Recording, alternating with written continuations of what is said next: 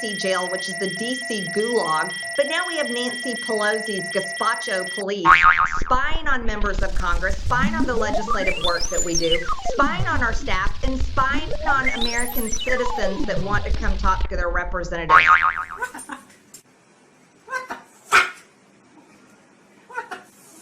And I'd like to dedicate this one to Punks for Progress. Punks for Progress. This is for comrades and Punks for Progress. Yeah!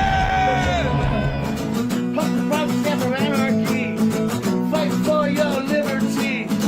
We don't want your government. We don't need your services. I'm an anarchist. I'm an anarchist.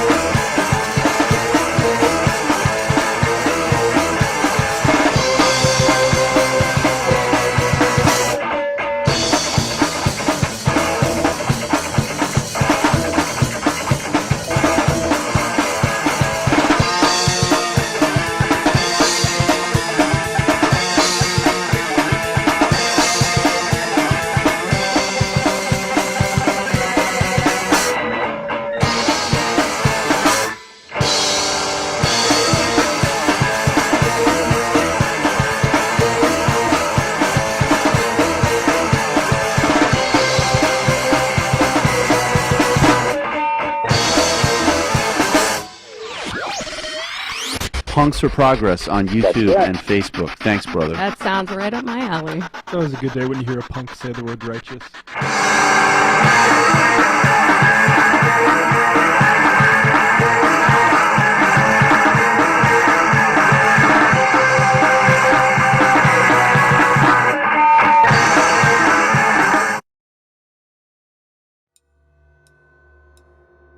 Hey fam, so we took January off, but we are back with a huge jam-packed what the fuck episode for February. We have a very, very, very important and fantastic report from Kylie the Krankenschwester. She is a member of the P4P fam that actually works in the nursing industry and has been working in hospitals directly with fucking COVID patients. And she has a lot to share about, surprisingly enough, little known aspects of dealing with the management and the fucking people who run for-profit fucking hospitals as a fucking nurse or a staff member working in those types of hospitals. Anyway, it's an amazing report from Kylie. We also have a brand new Siren short. Usually we put clips from Siren's podcast, The Proletarian Entertainment and Action, but she actually gave us a brand new short clip of what she's calling a Siren short, so we have that. We also have a brand new episode of the Father Fury Show and his take on the whole fucking Joe Rogan Spotify thing, and, you know, Father Fury was streaming on Spotify. Is he still? I don't know. Hold on, and you'll see in the newest episode of the Father Fury Show. We also have the latest from the Eastern Europe anti-fascist update with Comrade Zvi, with a report about what him and his comrades are getting up to and trying to do in terms of spreading anarchism and anti-fascism and so on in Eastern Europe. And last, but of course not least, we also have a SoCal Shanon Scene Report. And that's what's up right now. So hold on, check it out. I'm Reverend Aaron. This is the What the Fuck Report. Oh. And the whole thing caps off with the fucking new Guillotine Truck video. So anyway, thanks for hanging out. Check it all out. And this is the SoCal Shanon Scene Report. Cheers, fam. To be clear, the nightmare is already here. For many, you hold dear. Hey fam, it's SoCal Shan with the Scene Report. On March 8th, worldwide, it's International Women's Day. Here in the US, I've been following Rise Up for Abortion Rights, who have events leading up to March 8th. Check them out at riseup4abortionrights.org or on social media for events and organizing efforts in your area. March 10th on Facebook Live, join Win Recovery, the Women's Justice Institute, and Brave New Films for a virtual screening of Racially Charged, Americans' Misdemeanor Problem. It's followed by a live panel discussion and starts at 2 p.m. Central Time. And on March 25th, happening worldwide, Fridays for the Future Global Climate Strike. Hashtag People Not Profit.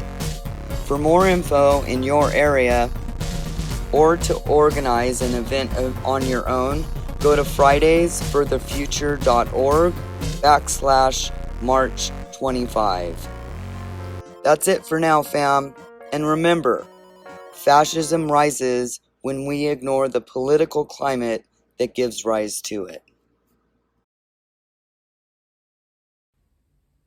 Hi everyone, it's Kylie the Krankenschwester with Punks for Progress. I am finally contributing to a video after a couple years. I, just like everyone else, have had a hectic couple of years, traumatic really. I work as a nurse in the hospital setting, and I worked at a few different hospitals the last couple years and have seen, of course, lots of tragedy, but also different ways hospitals have tried to cope with and adapt to COVID with regards to policies and staffing and basic science, scientific evidence.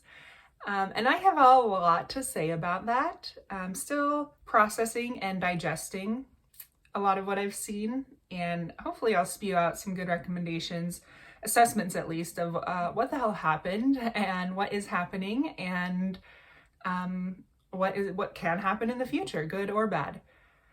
So in future videos, hopefully we'll dig into that. So there's obviously been lots of loss over the last couple of years, the loss of life, loss of family members, loss of opportunities, loss of financial stability, loss of jobs. A more widespread loss and that I've noticed, that I've seen in the last couple of years is that health has now been politicized. Now, I would say the politicalization of science, but I feel like that's been going on for a while. Ask any environmentalist or someone trying to reverse climate change from happening. It's very much a political argument. Now, health has long been in the rhetoric of politics, usually or almost always regarding health insurance, or the disbursement of resources, or the financial cost of health care, but never really has an individual diagnosis or science around a diagnosis been so politicized. Before, I never had a patient outrightly deny a doctor's diagnosis. Now, I work in a hospital setting. Usually someone has a life-threatening event.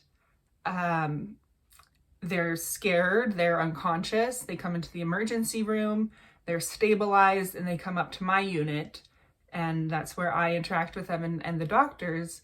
And at that point, a patient's usually been through enough that they've accepted their home remedies aren't enough, and they need expertise. They need experts to tell them that they've had a stroke and these are the medications you need to take to prevent another stroke, or you've had a heart attack and this is the catheterization we need to do with your heart to, open up the arteries around your heart in order for you to live. And all of the time, the patients agree at that point. Now with COVID-19, I have seen people come into the emergency room in distress, fearing for their lives, get stabilized, come to my unit, process what's going on, and say, no, doctor, I don't believe you. I don't believe this is COVID-19. I feel fine. take off their oxygen and walk out of the room and go home. Yeah, never before COVID-19 had I had a patient do that with any other diagnosis, with any diagnosis. So to see this happen, the politicalization of health and scientific research that holds up a lot of the medical field be questioned and, again, politicized. And that's a new realm for me and for my coworkers, for administrators, and it's going to be interesting moving forward. Luckily, there are people like me who wanted to get into international relations and politics when I was young, but somehow ended up as a bedside nurse, who I'm excited for this conversation. I'm excited for the collision that'll happen at this intersection of politics, healthcare, health, personal choice, personal responsibility, limited resources, ethics, economics. The pile of mire and manure that is, I can't wait to jump in. And I have been, so we'll see what comes out. So there are a couple things I want to say for this little mini video, for this What the Fuck report. The first is that it's okay to still wear a mask, to still want to wear a mask. And at the same time, be very upset with the government's handling of COVID-19, past and presently. And it is okay to be mad at state governments. It's okay to disapprove of how local health officials have handled COVID-19, and still wear a mask. At this point, we're in mid-February. All states have dropped their mask mandates. So those who still continue to wear a mask are seen as sheep to the federal government or what have you. But as a nurse and as a concerned family member of vulnerable population, I want you to know it's okay to still wear a mask. And I still wear a mask in public, and I see the judgmental eyes, oh my God, and I plead with them with my eyes. Yeah, come up and ask me why I'm still wearing a mask. Ask me if I love Joe Biden. Ask me if I love Anthony Fauci. Yeah, I really want to talk about this. So for starters, it's okay to still wear a mask and request it of family and friends, and also be an anarchist, communist, leftist, whatever you want to be. A mask is your only physical barrier left from protecting yourself from COVID-19. Now, with that, the last couple of years, the politicalization of health, a lot of the interventions the government has come up with have played into their political games and have not been founded in science. So recognize that. Do not go to politicians for your scientific evidence, and don't believe science has changed if politicians have now changed their mind. So most recently, an example of this is the federal distribution of N95 masks. What an amazing thing. For two reasons. I was completely surprised and blown away when Biden said that they were going to distribute multiple N95 masks to individuals in the United States. Again, two reasons. One, I am still being told at work that there's an N95 mask shortage, and therefore I cannot wear N95 masks as manufactured and prescribed, and there must be kept a stockpile in the basement, locked away from me, the person taking care of the COVID-19 patients. The second reason is that my understanding was an N95 mask had to be fit specifically for the person about going to wear it. There's multiple sizes and manufacturers of the N95 mask, which is a mask that protects against the smallest particles that we're aware of as humankind, from going into your respiratory system. However, the mask might be impenetrable, but the seal around your jaw and your nose, there may be holes in it. So therefore, anyone who starts working a job that may require an N95 mask so they don't get exposed to any of these viruses or chemicals needs to be what's called fit tested. And that's where it's only a 20-minute test, but it's very important. It will tell you what size and which manufacturer of masks you need to wear in that situation, because you know you've already been tested to make sure that there's a tight seal around your jaw and your nose. I have a card in my wallet that says the date and time I was last fit tested, what size mask I must wear in that situation, and that it expires in 1 year and I must come back and be refit tested for an N95 mask. In fact, here's a sign at my work that specifically reminds people to only wear an N95 mask for which they were fit tested. This test is basically you wear a mask, the N95 mask, and then you wear an astronaut helmet over your shoulders, and the tester sprays a scent, and the particles of this scent are the same size, very small particles as the smallest viruses out there may be, for example, tuberculosis droplets. Anyway, they spray this scent and they have you read sentences, say the alphabet, lift your arms up, jump up and down, bend over, any kind of facial movement that might be required during your job while you might be needing to wear this mask while you're exposed to this virus or these chemicals. And if at any point you smell or taste this scent, you have failed the fit test, or this mask does not fit you appropriately in order to protect you in a future situation. Therefore, you try it again with a different mask and a different size and go from there. And at some point, there's some nurses I know who have always failed the fit test and cannot wear N95 masks at any time at work. So anyway, when Joe Biden announces that every individual in the United States is going to get an N95 mask to wear to protect them against COVID-19, I was shocked in how this could scientifically be possible. Because are we going to fit test everybody to make sure they're wearing the right size, the appropriate size and manufacturer to protect them against the virus? Or is this just a political gimmick and you're just winging it, and you just decided to change science? And that's basically what happened. Biden and his advisors basically went against manufacturers' recommendations in distributing these masks. So let's look at the box that the N95 masks are in at my local pharmacy for, public distribution. And even on the box, it says this respirator must be fit using a fit test before it is worn. And it says they must be properly fit and tested annually.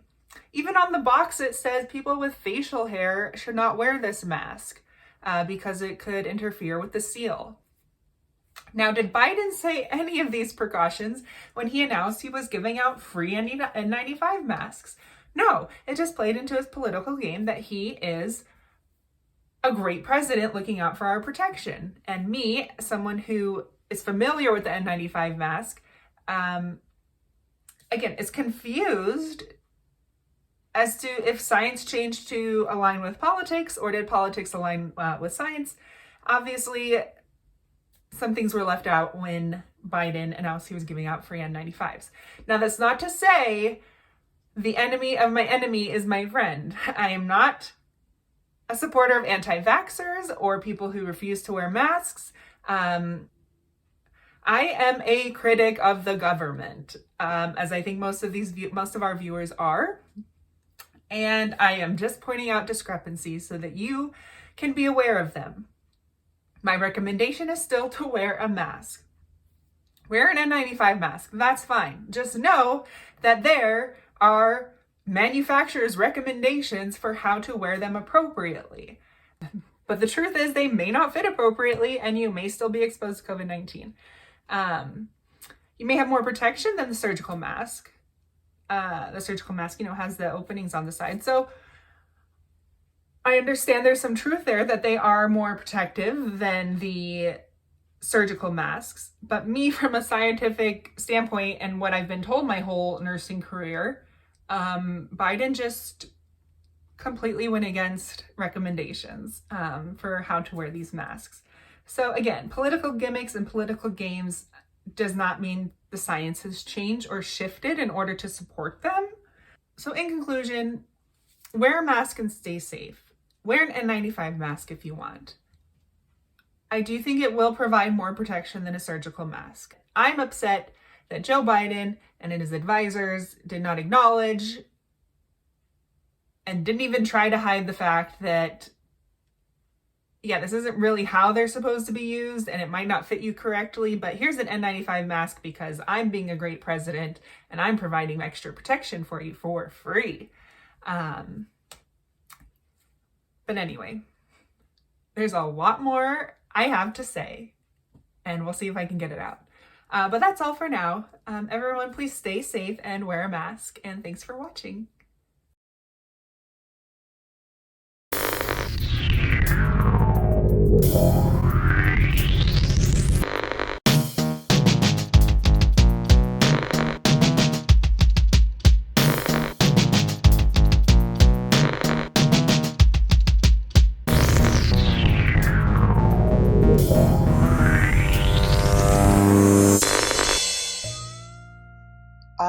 Hello, guys, gals, and NB pals. I'm Comrade Siren, and this is Siren Shorts, where I just do a little short video segment or whatnot, where I talk about just things.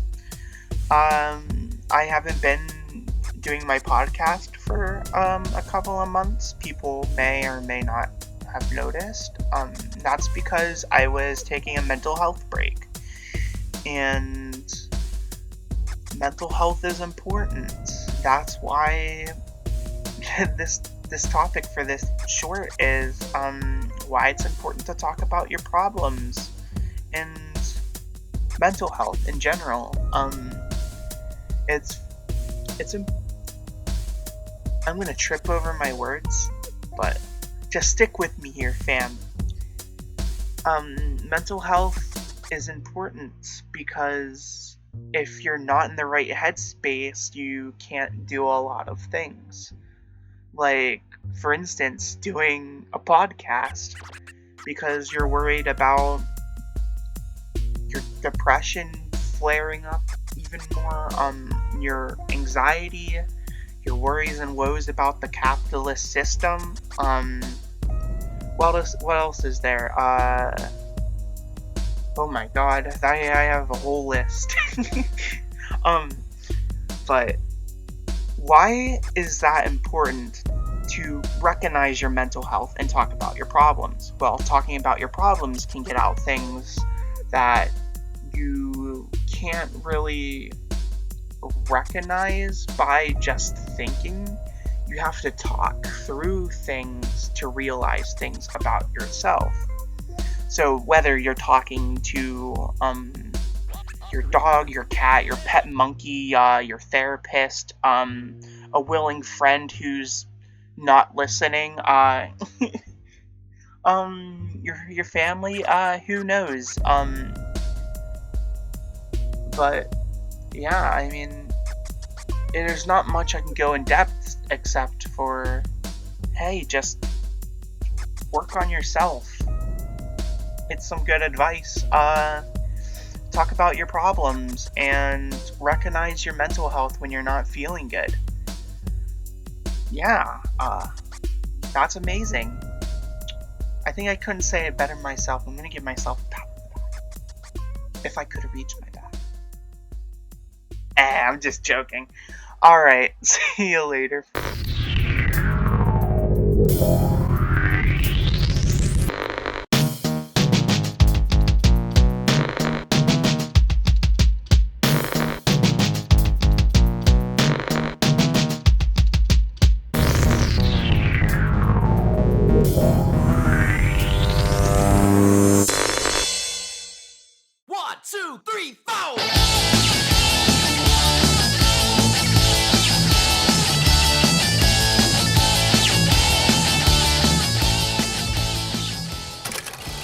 Well, hello everyone. Welcome to the Father Fury Show. I'm flying solo today. But before we start with anything, I want to take a moment and let's just check in with ourselves. How is everyone doing? You know, it's been a rough year. It's been a rough time, and I want to make sure that everybody's okay. So let's just take a moment to breathe.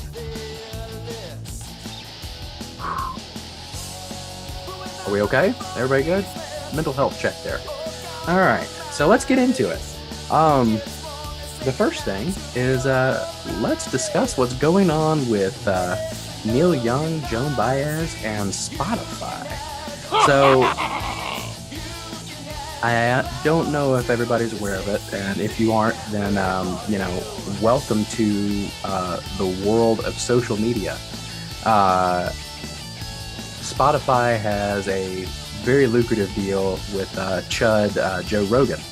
And Joe Rogan in his podcast that is exclusively held on Spotify has been sharing massive disinformation regarding COVID-19, the vaccines, and the way that it affects us. And that was kind of the final straw for apparently Neil Young and Joan Baez, because this is not the first kind of outrageous commentary that has been allowed on Joe Rogan's podcast. He is courted and catered to extreme right and far right extremists like Jordan Peterson, and you know, it's not good to have a guy that cozies up to white supremacists on your streaming service. And not to mention that Spotify only gives artists like myself and even artists that people do know and recognize like 0.0001 cent upon every stream. Even though that happens to be the most popular streaming service at this time that I happen to be on, that doesn't amount to really making any money for the art that we do. And so this was kind of the final straw for people like Neil Young, Joan Baez, and including myself. Spotify was a big deal there for a while, not because it was a thing that I enjoyed.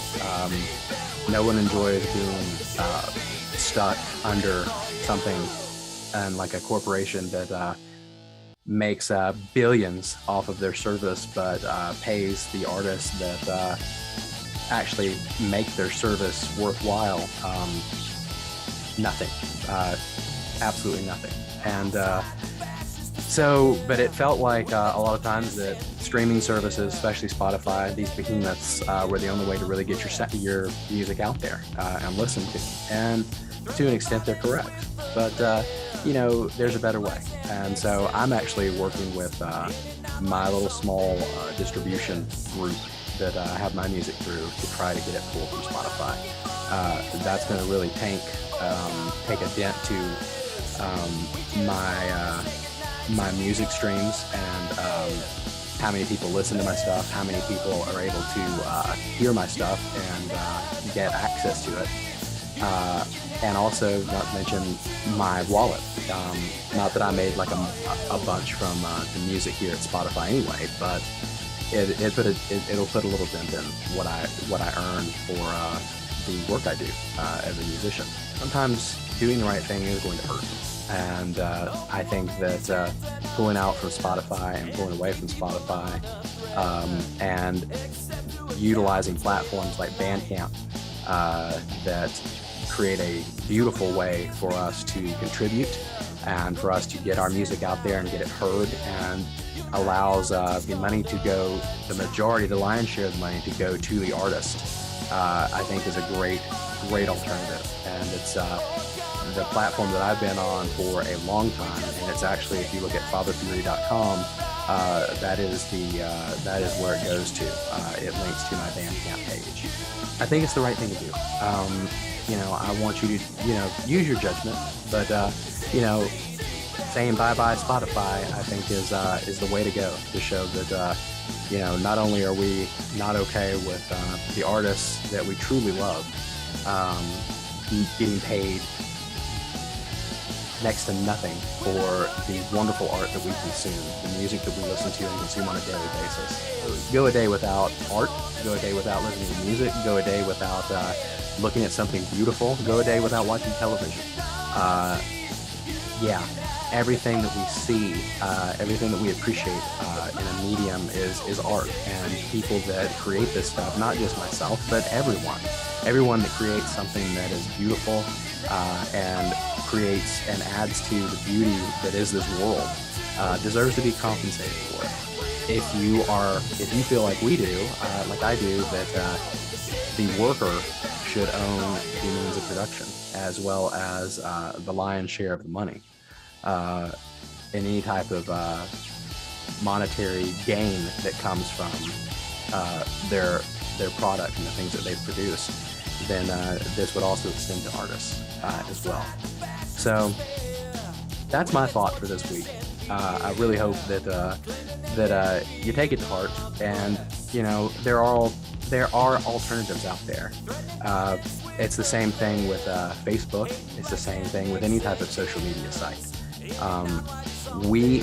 They don't just automatically gain power. We give them power, and we can take that power back by removing them from the equation, canceling our subscriptions to Spotify, and moving to another platform that doesn't cater to Nazis and white supremacists, that also maybe gives artists a little more money. And there's not a streaming service out there that I know that really gives artists what they deserve and the royalties that they make.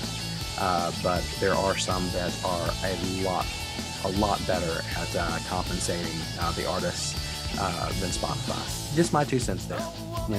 Take it for what you will, and we have the power, and we can take it back, and I think it's important to do so.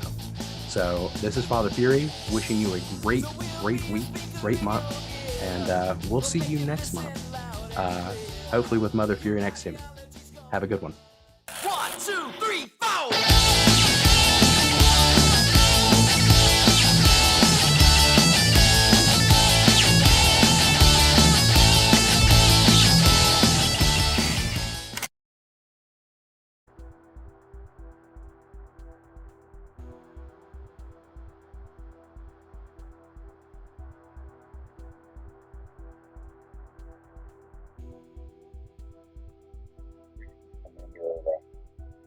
I'm going to talk about the efforts that we do under my rock in order to organize people to take action against fascists in general, and to increase the knowledge of people about subjects related to anarchism and communism.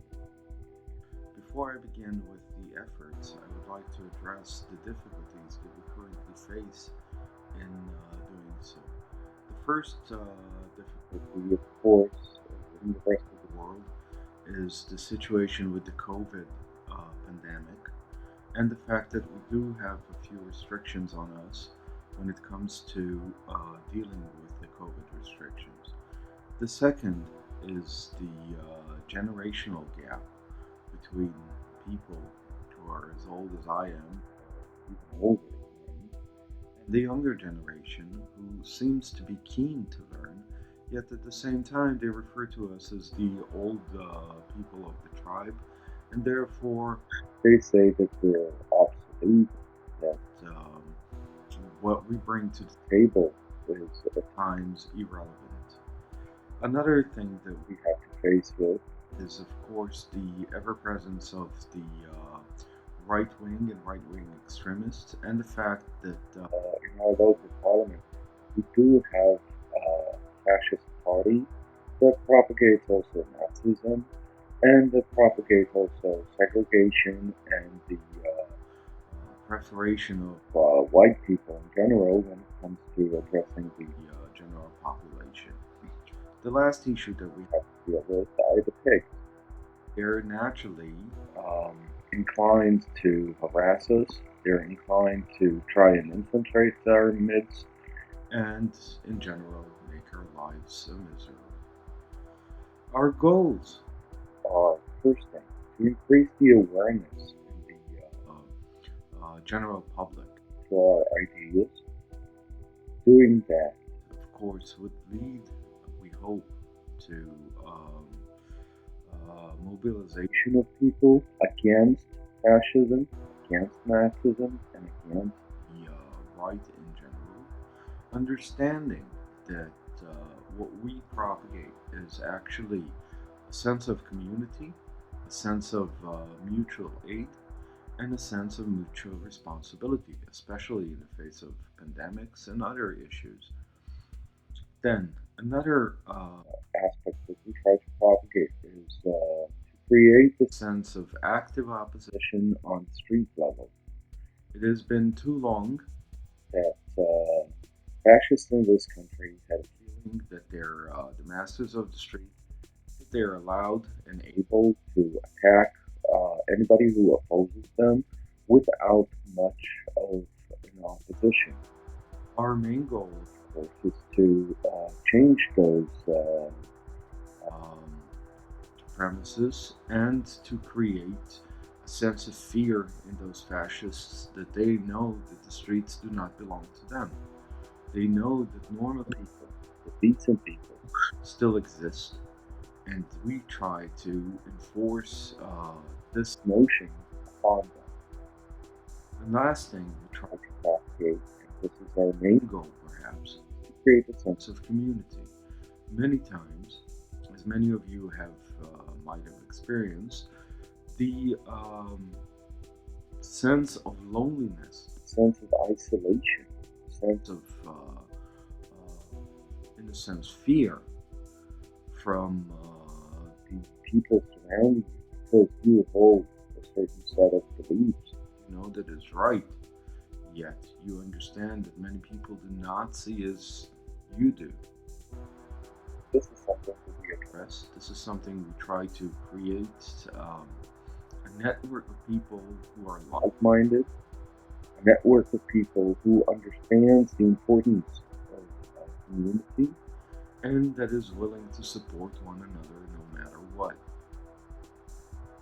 The activities that so far we've been engaging in order to create the awareness, to create the sense of community, and to create the fact that we are one, has been through lectures, films, and discussions.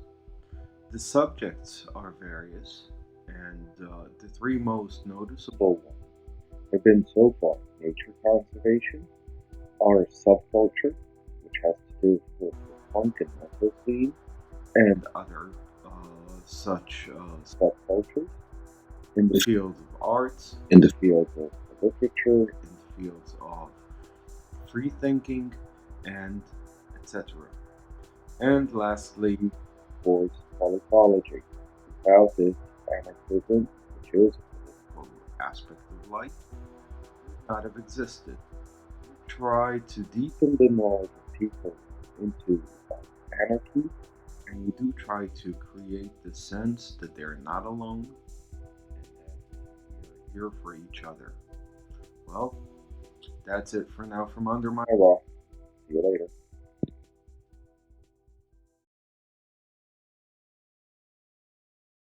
Listen to heavy metal music. The devil will make you kill your mom. That's the church of a preacher named Roy Mack. Come out. I won't let her go. No. Exorcisms of the devil appear just as sincere, far out, and dramatic. With a background in show business rather than theology. Show business rather than theology. Indeed, the Army does officially recognize Satanism as a legitimate religion and supplies chaplains with disguise for ministry for the satanic soldiers.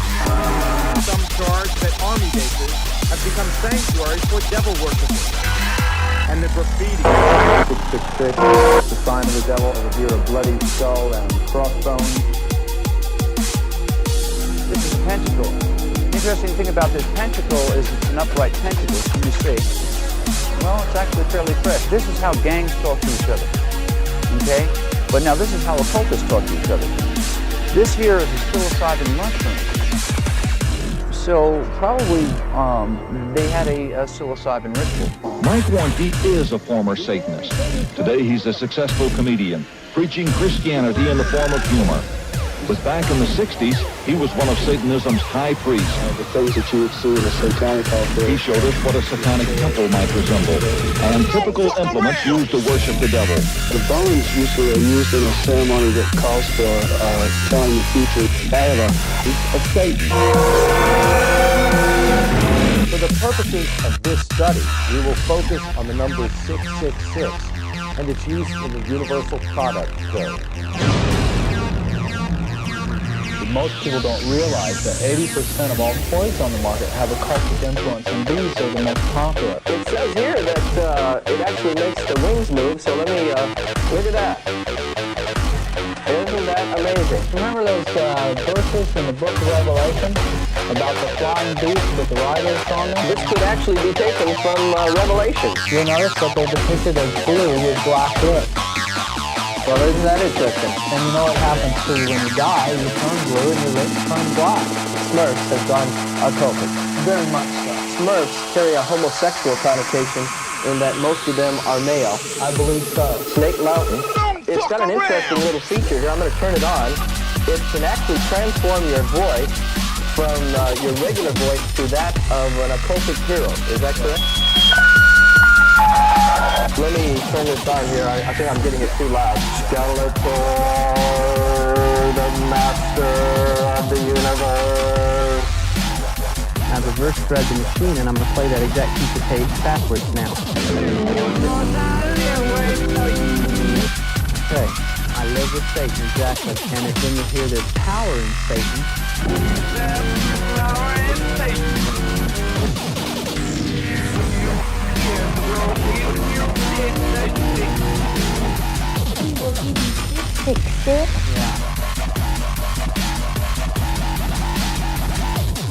Jesus Christ is going to prepare a place for me.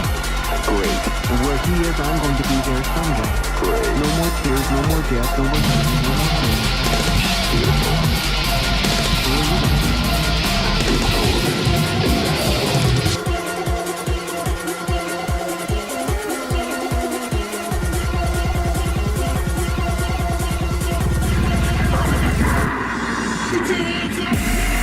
Upon this mortal shell in Satan's name, I desecrate evil, controlling the way I die. The mark is what distorts my soul beyond my sanity. In the name of Satan, I condemn this image of God.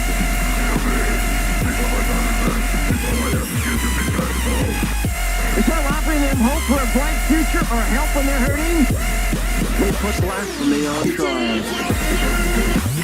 which is another form of the word demon. And this is about what he believes is his evil spirit child. Evil seed injected, human lord master, Satan's fauna taco demon. Go back to time, existence of God, you're never knowing. Sister Rule, your life is mine.